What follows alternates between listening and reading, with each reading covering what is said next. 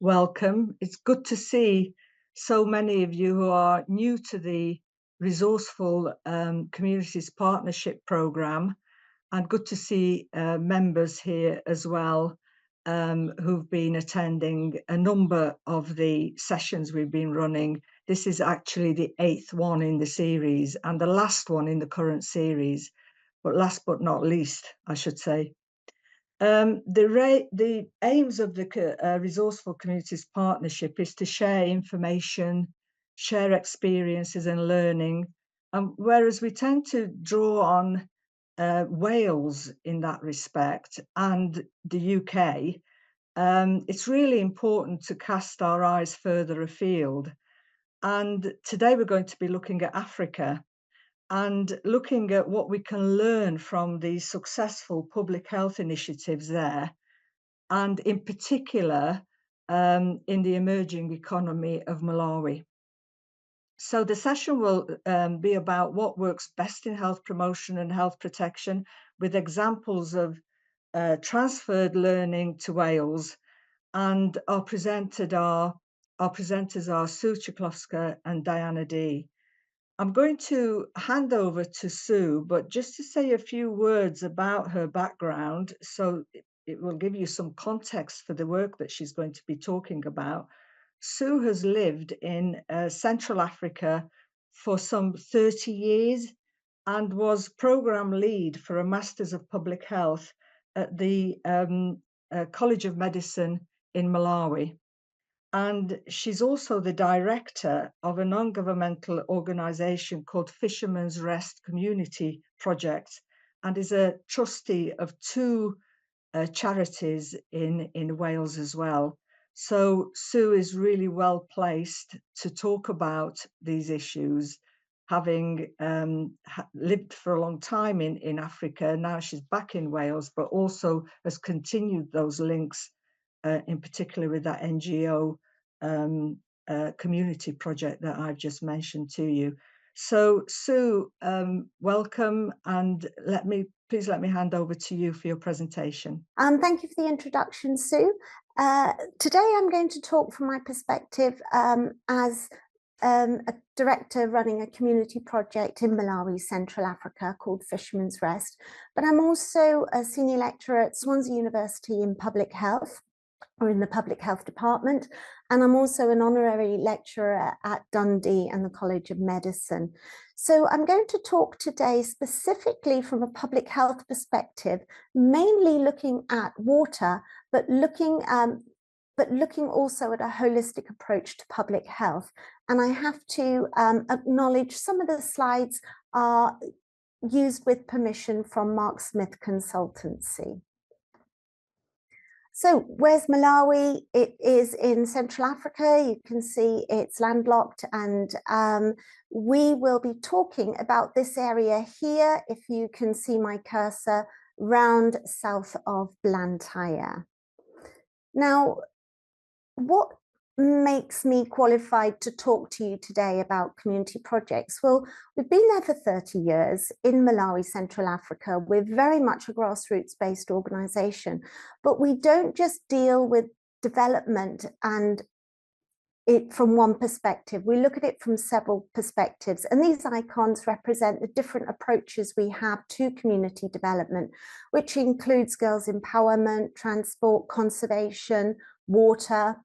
It includes building libraries, schools, and sorry, it's doing its own thing, and running a feeding program. So what we're going to talk to today is about leaving no one behind. And the whole focus of what we do in Malawi, Central Africa, is to be totally inclusive so that everybody is part of the development process. So we're going to hopefully do some transfer of learning about the community's resilience that we work with in Malawi, and the growth and our expectations from emerging economies. And what we really want to bring to the fore today is the fact that you can do so much with so little. And we do that by building partnerships at local grassroots level. And our organisation promotes longevity. We've been there for a long time, and people can always come back for support, encouragement, and that's what makes a difference in the long run to sustainability of the interventions that are introduced. We also will only ever introduce an intervention if the representative from the community comes to us for support. We are asset-based in the sense that we only use what we have, not what we don't have. Hence, we can do so much with so little, because there is very little there, and we use it to its maximum ability. And actually, the biggest resource we have in Malawi is people, and we could say that of any community project in Britain as well.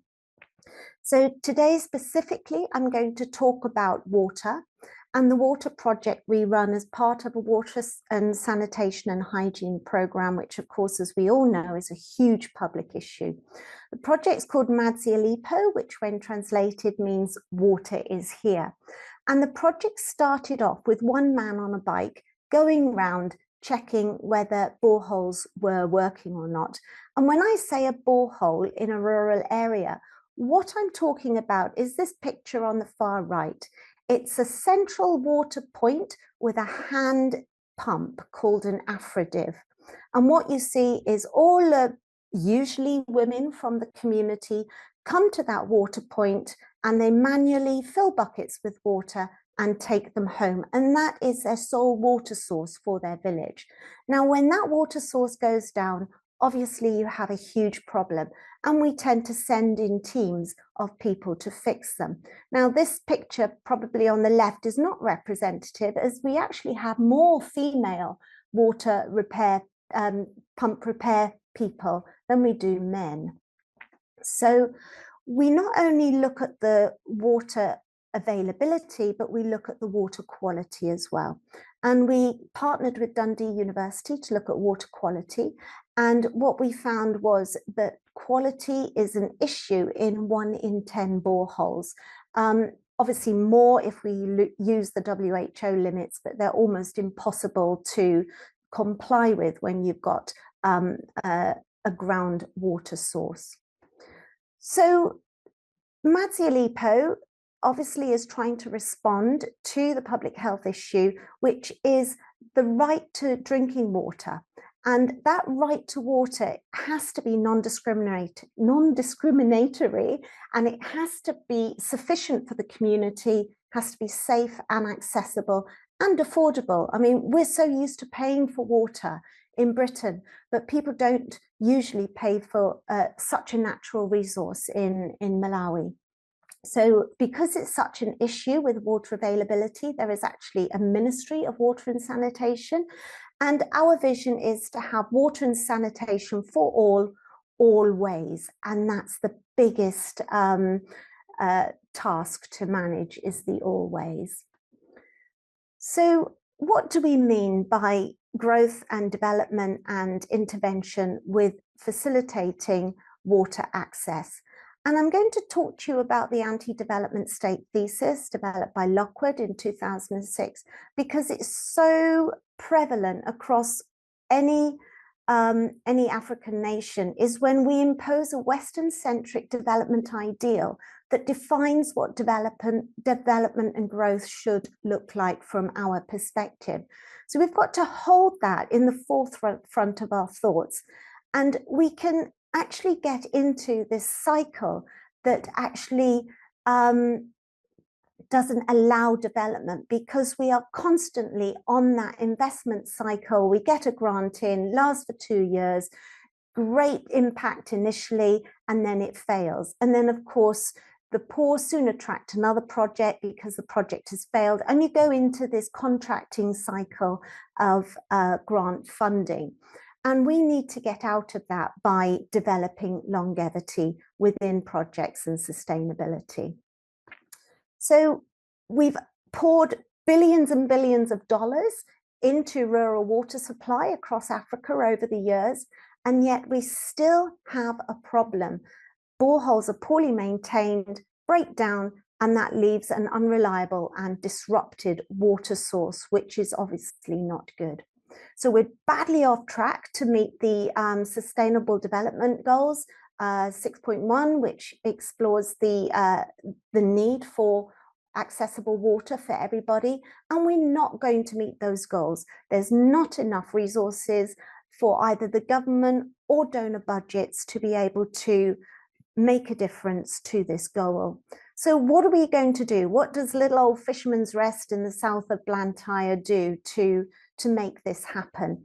And we definitely work on the principle that in Malawi, you can only do what you can do. And if you can help some people, you've changed their lives. So as of 2022, it's reported that 41.5% of all the country's 60,000 boreholes were dysfunctional. And when I say dysfunctional, I mean they were either not working at all or giving a limited water supply. Now, that obviously isn't ideal. And what we found was people were drilling new boreholes right next to boreholes that were marginally working for political mileage. Now, drilling a borehole costs about £4,000. Fixing a borehole with broken washers can cost 10 pence. So you can see how there's some mismanagement going on here. So there was a borehole fund set up in 2017. It was insufficient and it was misused. So 80% of the government budget is spent on urban areas when it comes to money for water. So again, rural projects were deprioritized, and obviously that's a concern. There's a real push for piped water from the public health perspective and closed water systems, but there is no way that Malawi in itself can manage that, and that would result in, again, poorly performing water supply. So these are some of the key points why things fail. And over the last 30 years, it has failed. But what can we do about it? And we can hold the government to account. We can try and work with coordinating the fragmented system of funding and delivery of water support. We can look at collaboration between agencies, which is what we've done through getting a collaborative database together. And we can also look at how we can advance development without there being such a personal interest or a political interest in that development. And of course, we can stop that contracting cycle that is an anti-development state. So how do we do that? Well, when I look at the models that we have introduced into the system in Malawi, we've got unsupported community management models, which are community-based, and about 80% of boreholes are managed this way.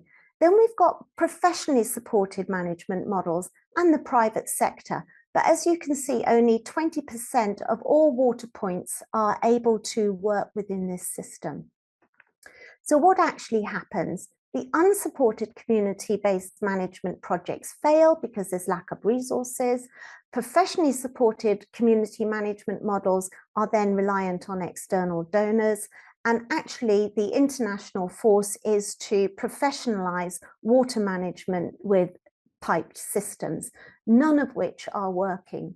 So it begs the question, does a model that is based on fully contracted out services perpetuate dependency on external support? And I would say, yes, it does. And we need to empower communities to be able to prioritize and rely on their own systems. And we know the evidence says that well-supported community-based management actually works. And this is what I mean by that. We need to have a model that Madzialip have done where we've bridged between community-based management models and professionalization. And we know it works because we have a 99% uptime of functionality on water supply in the areas that we work in. And we do that by professionalizing hand pump management at local level. We train people up to be able to fix and maintain their own water, and we give them the resources in order to save money to pay for water borehole repairs. And that is all done at community-based level. So it's about empowering, it's about skill building and capacity, and it's about leaving that within the community, so it's grassroots and it's embedded for sustainability. So it is an effective solution that we use, sort of bridging those two models. We do provide an inclusive and sustainable service, and we're also very innovative. We keep being dynamic to look at how we can drive down costs of parts, increase quality of parts, help people pay for parts. And we're also responsive. So we're proactively responsive to situations so they don't escalate. And what we want to do is reduce that funding gap between what is actually needed to fund a borehole to keep it running to the availability of funds in the community. So it's a transition period, we know, but it's a transition period that leaves no one behind. And I think it was only in about the 1890s, 1910, that we actually got rid of our borehole in our community that we live in Wales. So we're only 100 years behind in terms of bridging that gap between somebody with a local central hand pump to actually having a water system. But water is only one aspect of this, and what we need to do is promote a holistic approach to development. So we work in education and all these other areas to encapsulate the wider determinants of health that will drive development, leave no one behind. So this is what we're up against a lot of the time. We've got deforestation, which increases water in the catchment zones and creates flooding.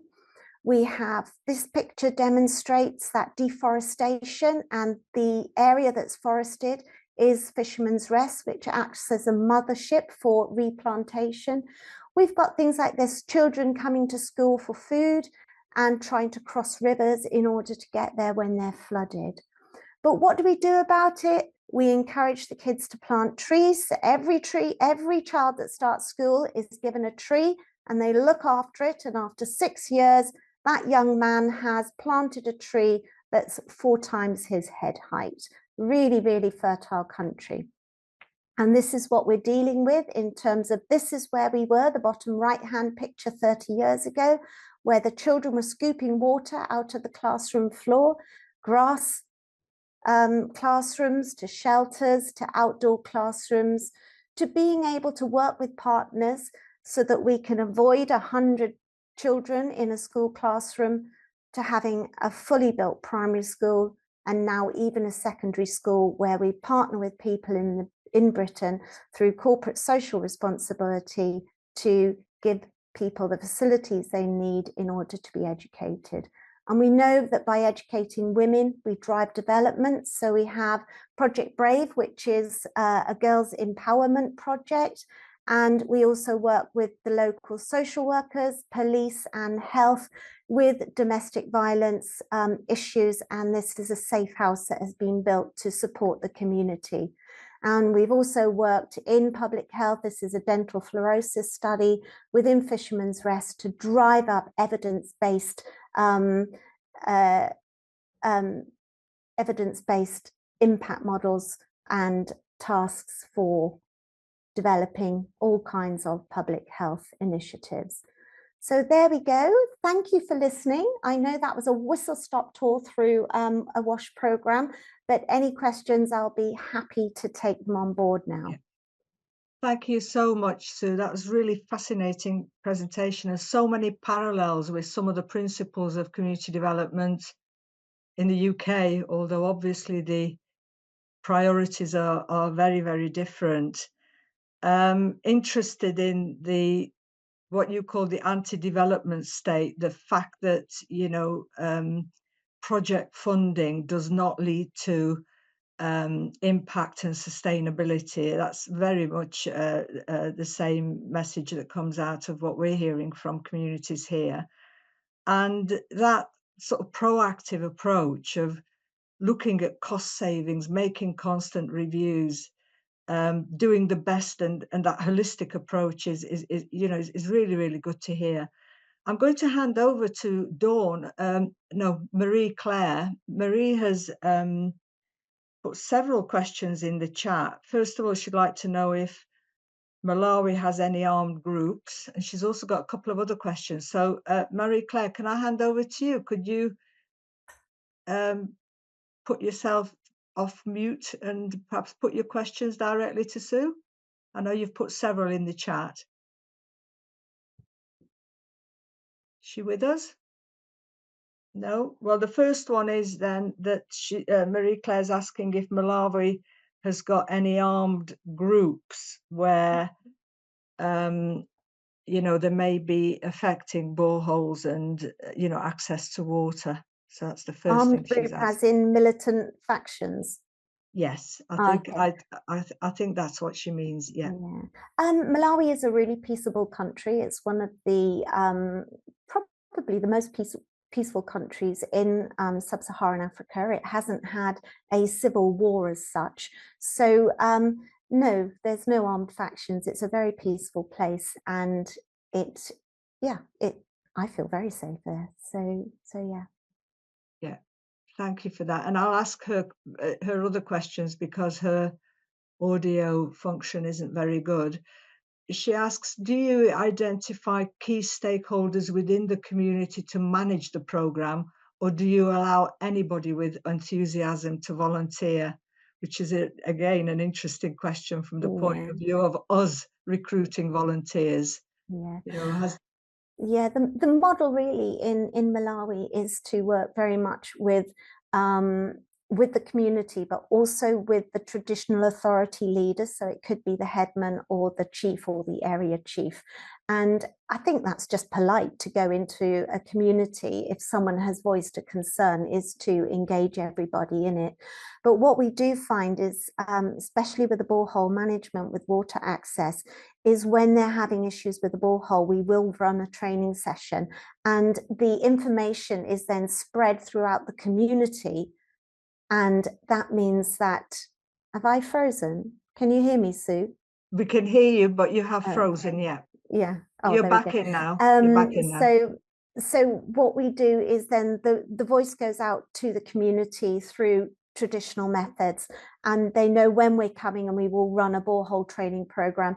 And invariably, it's mostly women that come to learn how to maintain the borehole. So the women will be told how to strip down a borehole, how to pull out the central rods, how to check the washers, and they will maintain the borehole. When it comes to financing a repair, again, the women are very instrumental in controlling the funds in order to build up I suppose, a reservoir of funds that if a major repair is needed, then it's there for the community to use to pay for that repair.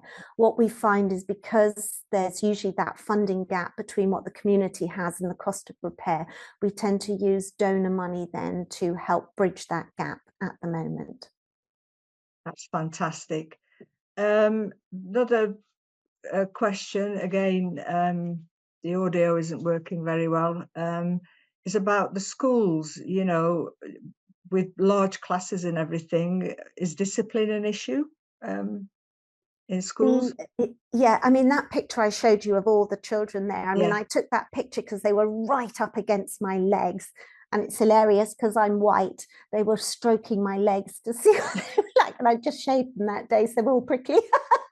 So all the children were coming in turns to touch my legs, which was very, very funny.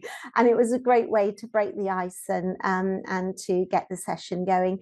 But yes, that's generally what happens, is that they're huge classes, but I usually find the discipline is impeccable. I don't get any disruption, or if once I start teaching, there's no disruption. Everybody is very attentive, so keen to learn. People walk, you know, some of those children will have walked 3 miles to get to school, and like the picture with them carrying their cups, some children will even cross rivers at danger to themselves, unfortunately, to get to school, because it's so highly valued. And it's a privilege to go to school, and the children really embrace it. Thank you very much, Sue. Thank you. I'm going to stop it there with questions. We can always return to Sue later on after Diana's presentation. Sue, thank you very, very much. A fascinating presentation and some great work being done, and so much embedded in community empowerment and ownership by the community. I'm going to now hand over to Diana. Diana's been out to Malawi, and she's also doing some great work in Cardiff itself. So linking that global and local approach to public health, that's called glocalization. I'm going to admit to you that I had to look up the meaning of that word because it's the first time I've ever come across it, but it's a great word, linking global and local. Now, Diana is a registered general nurse and reader at Cardiff University, and she's got a very wide-ranging interest in academia, very much at the practical end of it, encompassing diversifying learning, promoting cultural safety, aspects of public health, and also global citizenship. And she was actually the runner-up in the Nurse Educator of the Year award in 2023. So congratulations for that, Diana. It's a great accolade and well deserved. We know that. So Diana, could I hand over to you now for your presentation, please? Thanks for that warm welcome, Sue. I wanted to unofficially title this slide, How I'd Been Sued.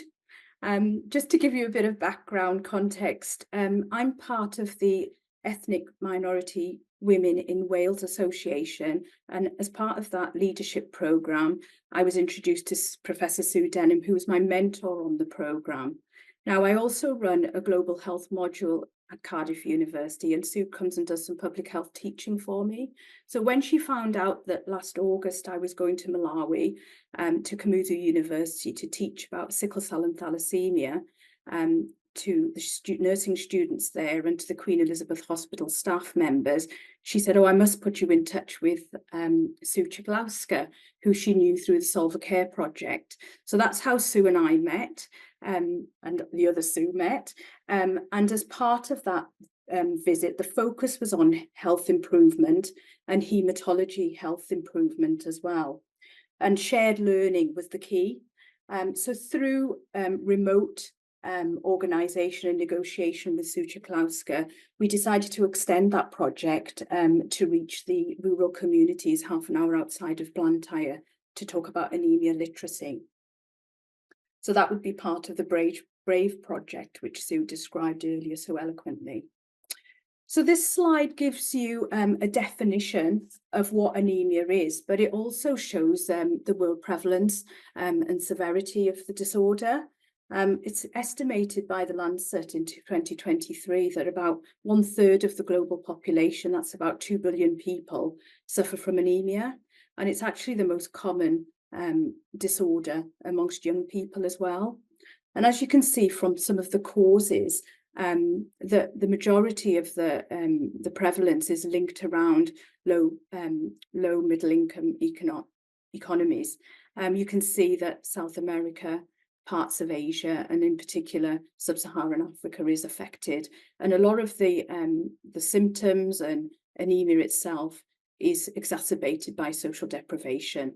So a lot of the people that are affected either don't have access to medical services, they live in malarial endemic regions, and poverty is a key factor as well. So just to give a bit of context there. Now, this slide is a little bit dramatic, but just to give you the emphasis really, based on mortality trends by the World Health Organization and UNICEF in 2023, between 2020 and 23, 800 women die per day of postpartum hemorrhage post-pregnancy. So that's the equivalent of 2 jumbo jet full of passengers going down every day. So that's just some of the issues. But why aren't we hearing about it? Today we're talking about social deprivation. We're also talking about social inequalities. We know that women are disproportionately affected by anemia, but why is this still happening in this day and age? And some of these factors are linked to structural biases, and that, as Sue mentioned earlier, jeopardizes cultural safety. and it becomes more of a vicious cycle.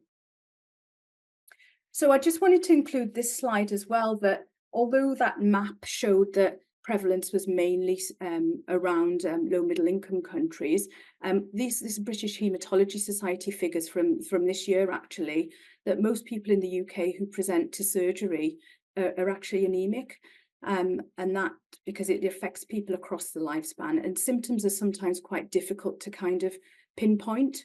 So this is quite stark, but also it shows how easy it is to treat anemia as well, whether that's through diet, iron supplementation, intravenous infusions or blood transfusion as well. But however, there's limitations to just focusing on these though.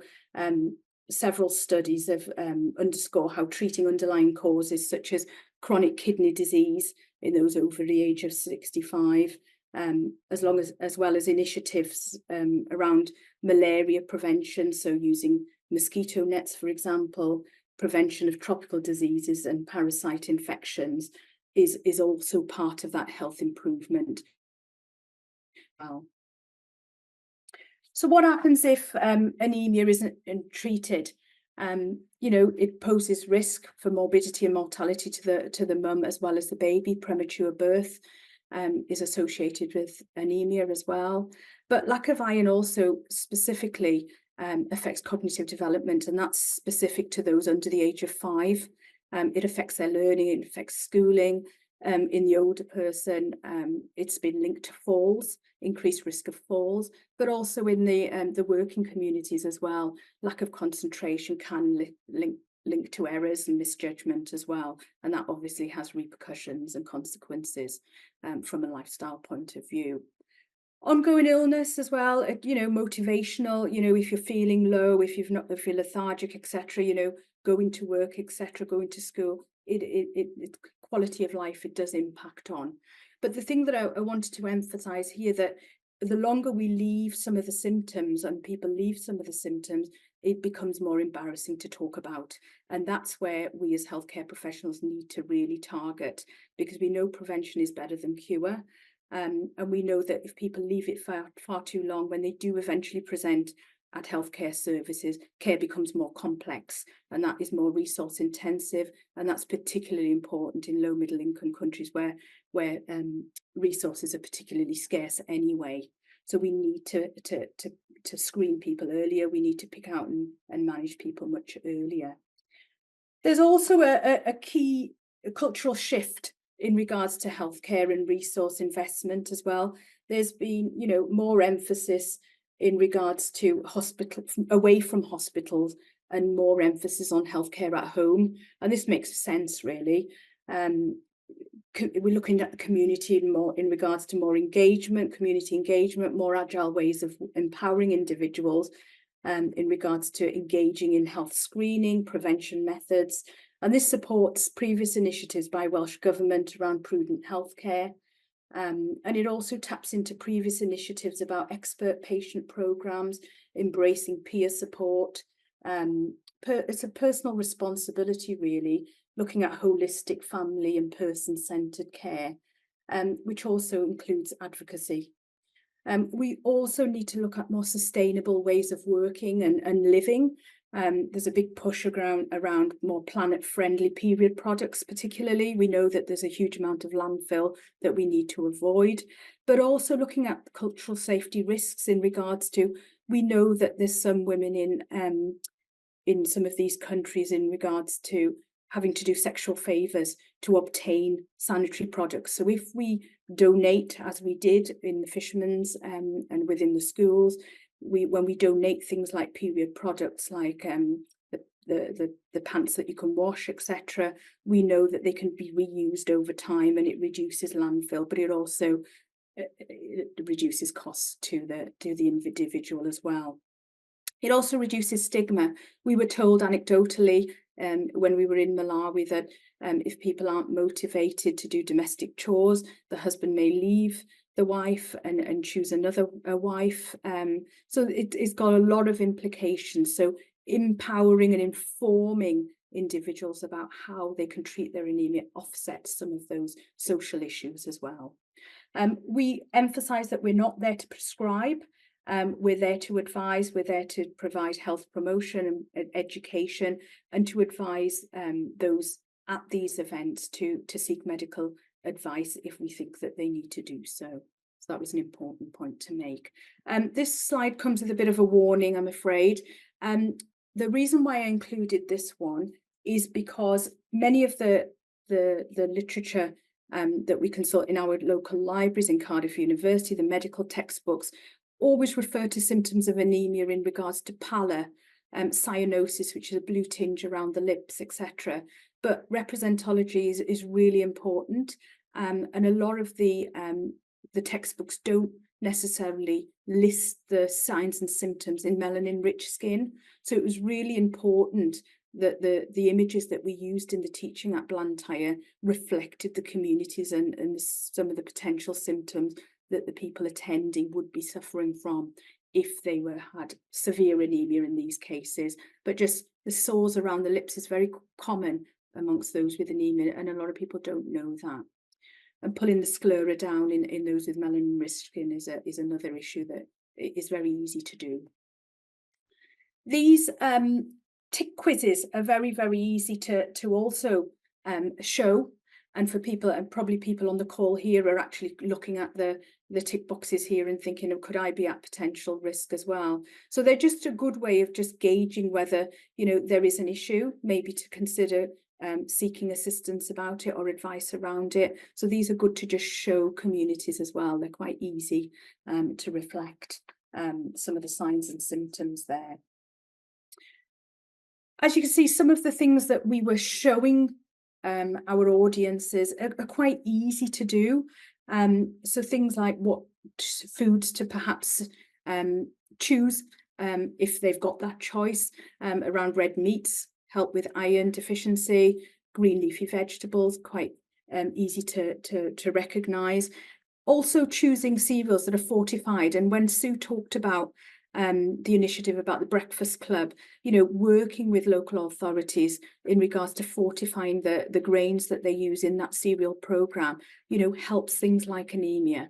Some local delicacies such as snails are actually high in iron and high in protein. So informing people of the certain plants in the locality that they can choose to boost their iron intake is always good to know about. Similarly, those who are vegan, vegetarian, things like nuts are good for another source of folates, as well as the B12, as well as the iron as well.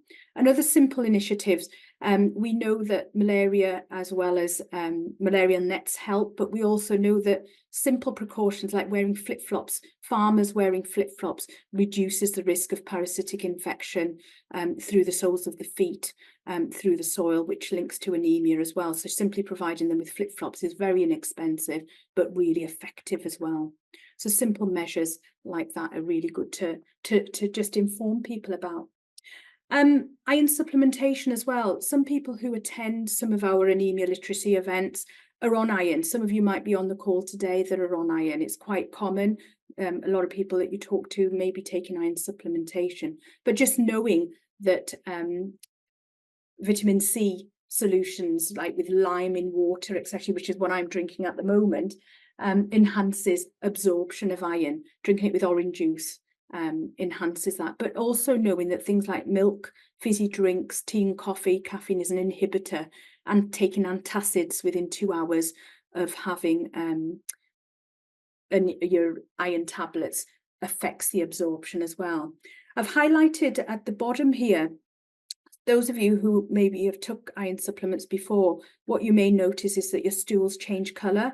And this is really interesting. When we were teaching in Blantyre, one of the ladies put her hand up and she said, we use drop toilets, so we don't see our poo, whether that's got blood in it or whether that changes colour. So there was an assumption there on my behalf, which really made me stop and think, actually, it's very different in regards to who we're teaching and the environments that these people are living in as well. This is some of the evaluative comments that we received, which we received from the project in Blantyre. They were very humbling to receive. And it just shows some of the impact that we had. You know, people thinking about donating blood. There's a lot of stigma around donating blood in a lot of the BAME communities. So it was really good to demystify some of those issues and the safety around blood donation, but also informing them of, you know, little things about like the foods, the period products, the more sustainable living was really, really interesting as well. You can see the conditions that we were teaching in, and this was very diverse for me. I've been in academia for about 23 years, and it was very diverse pedagogical development in regards to the PGCE did not prepare me for birds flying through the classroom. You know, working with a wonky projector that was dependent on a generator that was conking out, you know, teaching on a sheet as opposed to a screen.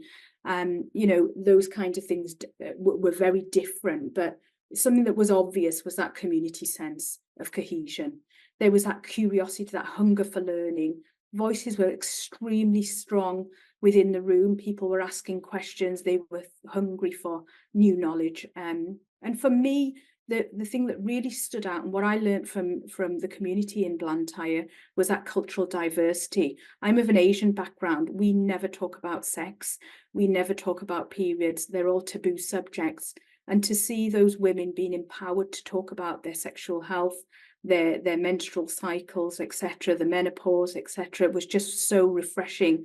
And doing that with kids in tow was really, really wonderful to see. And it was really powerful and really noticeable. But that's the way it should be. And I think that is part of public health. And that was a real eye-opener for me. Empowering others was really special. You could feel, you couldn't bottle what was in the room. And, you know, we translated all the evaluations and they were really humbling. So when I came back to the UK, if anybody on the call has ever done a grant application, you know that there's an emphasis on dissemination post-visit. So we did all that. You know, scholarly wise, we presented to the Welsh Government. I met Sue face to face at that event. We disseminated to the British Haematology Society. We presented to the Rare Anemias group. But I also, as part of my cultural safety teaching, I kind of want to give more power to the people. And I kind of thought, where could I give more of that knowledge? Where could I replicate what we did in Malawi back here in Wales? So I linked in with Butte Town Project, and that's what we did. I applied for some funding through Cardiff University for civic mission and engagement. Unfortunately, we weren't funded. However, the charity Friends of Sickle Cell and Thalassemia, they jumped on board. They were very quick to take us up on our offer. And this is the reason why this excerpt was from one of the young girls who had sickle cell and thalassemia, who had immense pain around Christmas time. The pain is not meant for humans. I've never felt like pain like this before. I felt like I was dying. And she just didn't understand really what was happening within her body. And I used my social networks and my academic networks to try and help this girl. So I knew the founder of Goggle Minds, and he had produced a video that you could watch through VR to show what exactly was happening within the body in a sickle cell crisis. And this was perfect for this young girl, and as well as others, to see what exactly was going on within their bodies to improve pain relief within the healthcare situation. So that was the deciding factor. But I also tapped into Welsh Blood Service. We know, I think I referred to earlier, Ferguson et al. Talks about BAME communities really, really reluctant to donate blood because of a lot of myths around that and stigma around that. So I engaged with consultant Indu Thakur, who came from the Welsh Blood Service, to demystify some of the issues around that. But I also got Cardiff University involved to talk about careers. And I also wanted students on the global health module to come along and engage in public health with diverse communities as well. There was a lot of emphasis on Grangetown with Cardiff University. We have a project already going, but I wanted to move the resourcing as well as move that knowledge sharing with Butte Town as well. And that's what we did. These are some of the evaluative comments as well. That sense of community was really palpated at that event as well. People learnt new things. You know, mothers of, you know, those with sickle cell were really glad we were raising awareness. Other healthcare professionals know how difficult it is to pitch community events. You know, it's very different to teaching in academia, but I think we pulled it off. It was successful, but really good to hear the young people. They loved the VR. That was how we got those young people involved. There was young people, there was older people, but they also came along, and this is really, really moving, that they found out through the Cardiff University talk that they could have good jobs, they could go to university, and that was really humbling as well to hear. So there was lots of benefits from these events as well. When Sue and I met with Sue Cichlowska earlier in last month, we talked about some of the social development models and about what social development was. And to me, you know, it's about that, you know, social networking in the non-technical sense. We wanted people who came along to these events to continue sharing that message with others. And I think these two examples really exemplify really nicely how, you know, that snowballing effect was going to happen. Also, things that are going to happen, the Council of Deans for Health are interested in this project. We've just recorded a podcast, which is in the editing stage. It's going to be published at their summer conference next week. HIW are interested as part of their tender processes and civic mission and community engagement. We shared it in the university newsletter, the school newsletter. The Dean for Africa is interested. ICE was involved, which is the young people's group for Wales. They've done some short videos, which they've shared as well. And we've also reported to our funders as well. The thing that I wanted to emphasise from both of these events, both in Malawi and Butetown, is working with community champions. I can't thank them enough, and their role is so important in regards to the funding, the coordinating and the marketing. It's giving that insight. They've got that real connection to the community. You know, for me, in regards to if something's going to start in university at 9 o'clock, it starts at 9 o'clock. It was very difficult for me to grasp that with community events, it would not start at 2 o'clock if it said it was starting at 2 o'clock. And I found that really, really, really difficult to kind of to handle. But, you know, we had about over 50 people attend both events, which was great to see. The other things that we're developing, we're looking at going back to Malawi. We'll work with Sue Cichlowska in regards to taking VR headsets, which are solar powered, to Malawi, maybe perhaps next year. Indu's already got some funding for us to visit through the British Haematology Society again next year. We're also writing a paper, Aziz and I, from Google Minds about VR and how it's improving the lives of those with sickle cell. And the student that was involved is lobbying the Welsh Government to look at menopause training for medics as well. So lots going on from that single project. And as I say, the podcast is coming out next week. If anyone wants that link, I can send it on to them via Sue. So what do we need? We need a joined up approach. We need stakeholders, key stakeholders involved if improvements are going to continue. We need local community engagement with charities as well. Health education in schools needs to extend to health literacy and also to the rural communities as well. Government policies need to recognise the value of learning from other countries. We also need to identify anemia and its causes in children and adolescent girls and treat it earlier. You know, text boxes need to reflect comments about and textbooks need to reflect the demographics is what I was trying to say there. We need to do iron supplementation early, intravenous iron infusions and blood transfusions in pregnant women as well. But most of all, we need to address the structural biases that still exist nowadays, and also to address the stigma that still is reflected in some of these disorders as well. And we need that local authority buy-in. So that's it. I want to thank you for listening, and I'm happy to take any questions. Thank you very, very much, Diana. A great, I'm going to call it story for want of a better word. It's great how you've brought some of that learning back into Wales, and you know, the public health implications were enormous, weren't they? And the way that you can use a public health issue to actually have wider benefits for women has been really well described by you, that nothing is in a niche of its own. It can be broadened out within the individual and to the wider community, can't it? And that came through really strongly in your presentation. A couple of questions. You mentioned about in Malawi pointing women to the right type of foods that are iron rich. But how widely are those foods available? It's one of the questions in the chat from Marie Claire. So Are those foods widely? It depends on the individual circumstances, and we did the same with the students as well in Malawi. And it was mainly about the green leafy vegetables which were available. Meat is obviously a little bit more expensive, but it was mainly they were more interested in the green leafies and the different types of green leafy plants that were available. Right. And the fortified foods as well.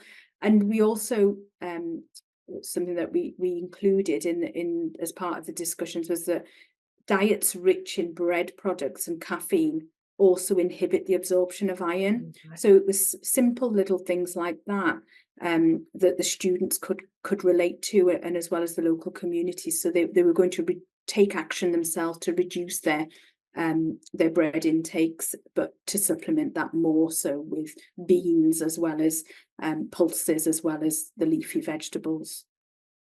And with regard to supplements, which I think you mentioned, how easily are those obtained and transported given the natural disasters? You know, is it possible to bring into the communities those supplements that would help this condition? So we ourselves wanted to take iron tablets into Malawi and distribute them, but you're restricted by immigration issues in regards to you can only bring in for personal use. So we did take, one pot of iron supplements, but with medical assistance that can be prescribed, and we did speak to people who had been prescribed iron.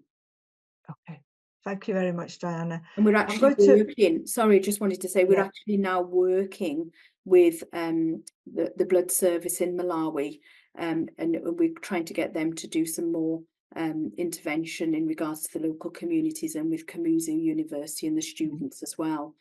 So that's good to hear. Yeah, thank you very much, Diana.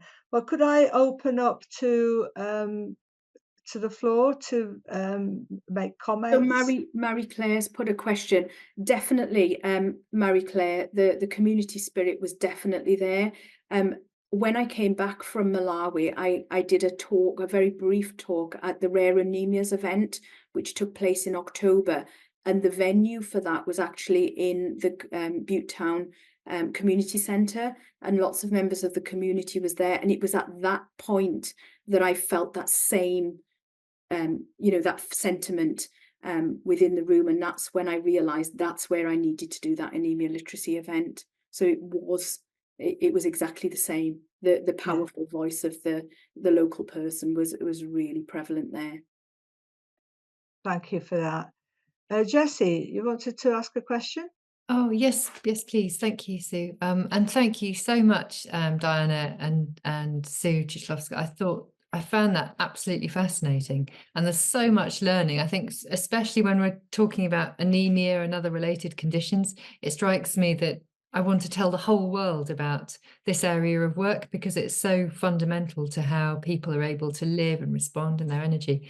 And something that you've touched upon, both of you, has been around stigma and around what those barriers are and how you overcome them. And I was wondering if there's obviously perhaps some shared learning from Malawi to Wales, but is there anything in relation to stigma, particularly in relation to anemia, that you've found useful to addressing? Is it about simply sharing knowledge, or does it go a step further?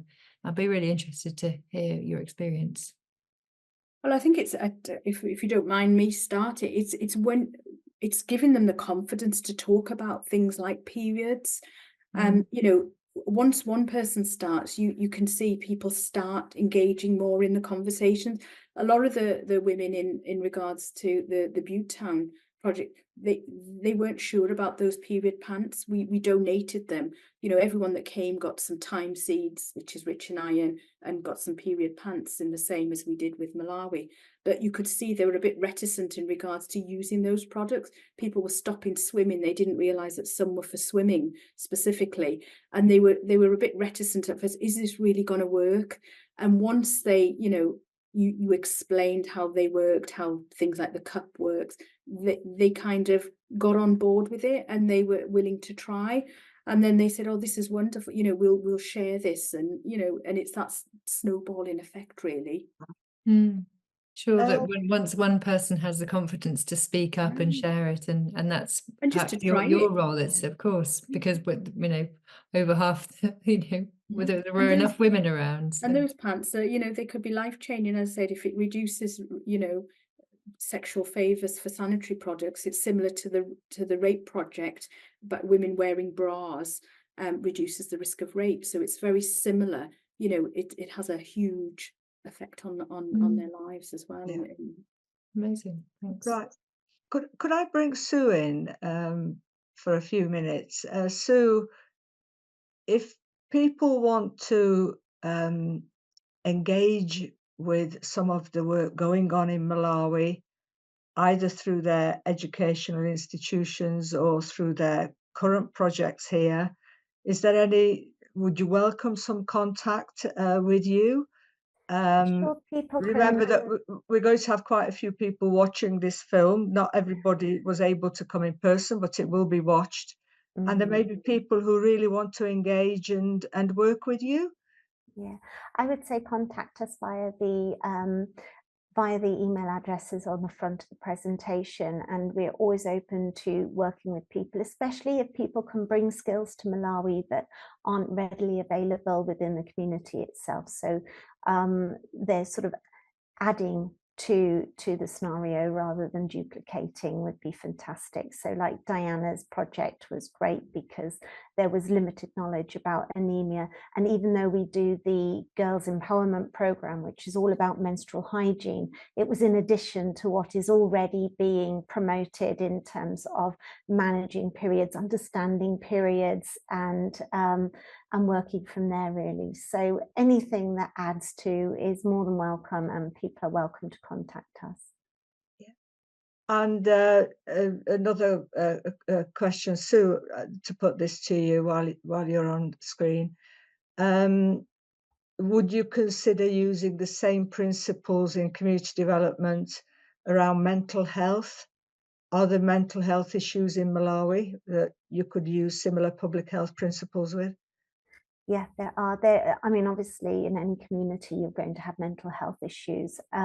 Very, very limited mental health services in Malawi. I think we have three qualified psychiatrists in the whole country for 20 million people. We did set up low intensity intervention again, but it was paid for. So what we've done, sorry, it was a pay at point of access service.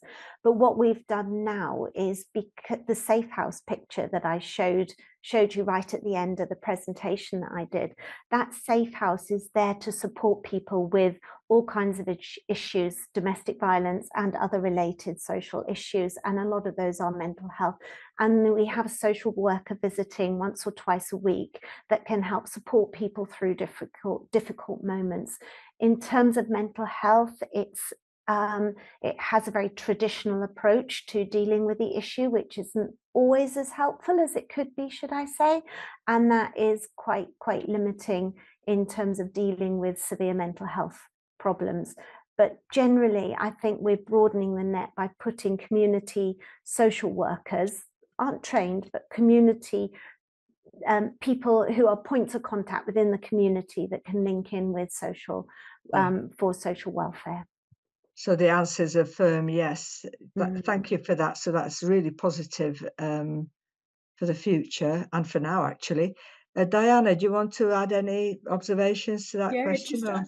I hope that we've inspired people to, you know, maybe perhaps replicate some of these similar initiatives in their local area, but just about you know your local areas. In regards to Butte Town is very different to Solva, but these events are very easy to to implement if you work with your community champions. So, you know, we've got to think globally and locally and make improvements. So, you know, and it's knowing things like, obviously, samosas would work better than sandwiches, you know, in Butte Town. And so it's just little quirks like that that are important.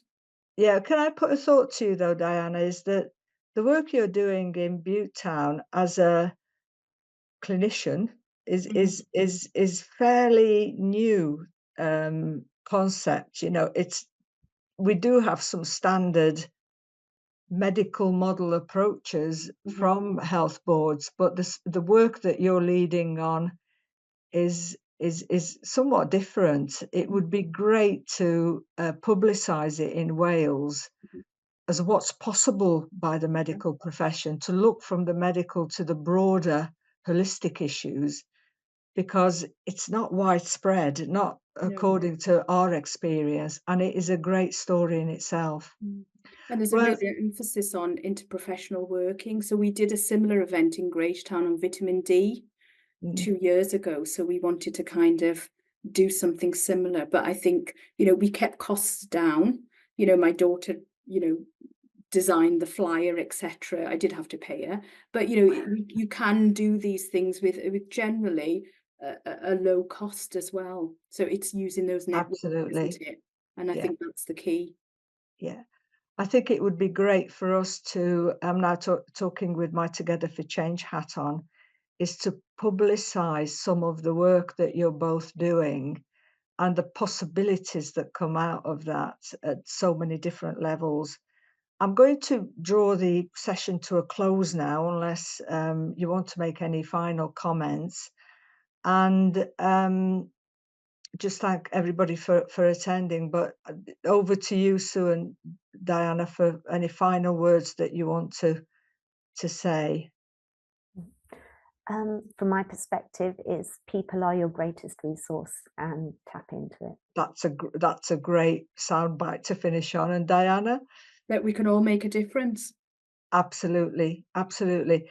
Well, let me thank you very, very much. And I do hope that as a result of today's session and people watching the film, we'll be able to tell you who's accessed it, that you will have a more interest in what is happening both in Malawi and in Cardiff. Great examples of community development embedded in health as the starting point. Thank you to you both. Thank you, Kelly, for the technical support. We've had a few problems with people maintaining the link and possibly joining as well. We'll look at whether there's been any problems with that. And thank you very much, Jessie, as well, for all your help.